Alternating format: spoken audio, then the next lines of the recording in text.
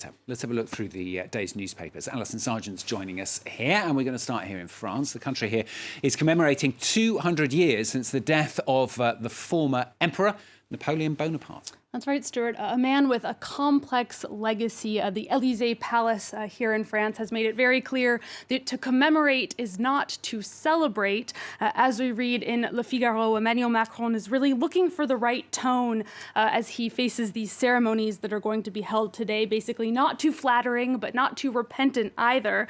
The paper notes that Macron was actually facing strong pressure not to participate in these commemorations. Le Figaro, though, for one, seems to approve of his choice to do so. In their editorial, the paper writes that France owes Napoleon a great debt. He created the Civil Code, which remains the basis of French civil law. He also created the Council of State and the high school system. But Le Figaro admits that he also committed crimes. Notably, Napoleon reintroduced slavery after it had been abolished following the French Revolution. L'Opinion is asking, how does one commemorate an emperor who reestablished a crime against humanity? The paper calls it a hot potato for Emmanuel Macron, who they remind us is trying to win over right-wing voters ahead of next year's election. L'Opinion explains that some on the right see Napoleon as, quote, the last bastion of a French legacy that's under threat.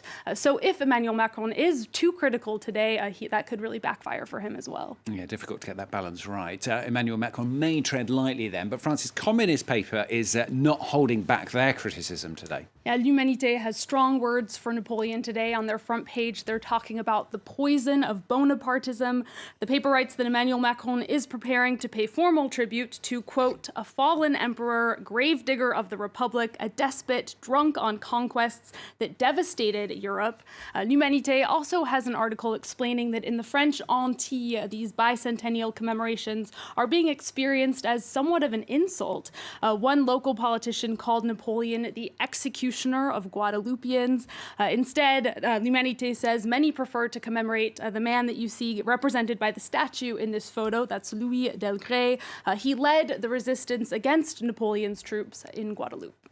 And one last story from Alison, something of a link to Napoleon in a way. Anyway, a farmer has accidentally, actually just moved the border between France and Belgium by moving a border stone to make way for his, not army, his tractor. His tractor, that's right, Stuart. And the link with Napoleon is that this border stone had been in place marking the border ever since Napoleon lost the Battle of Waterloo. The Guardian explains that this farmer moved it out of the way, of course, so the tractor could get through. Didn't seem to be some plot to change the border between the countries. It's funny that the Guardian had said that this farmer was French, but most French media are reporting that he was in fact Belgian. And moving the border did make Belgium bigger and France smaller, not by a lot though, 2.29 meters or 7.5 feet.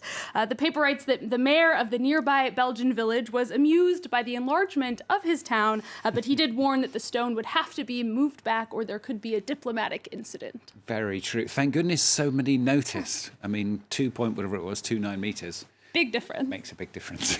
Alison, thanks so much. Alison with the papers for you.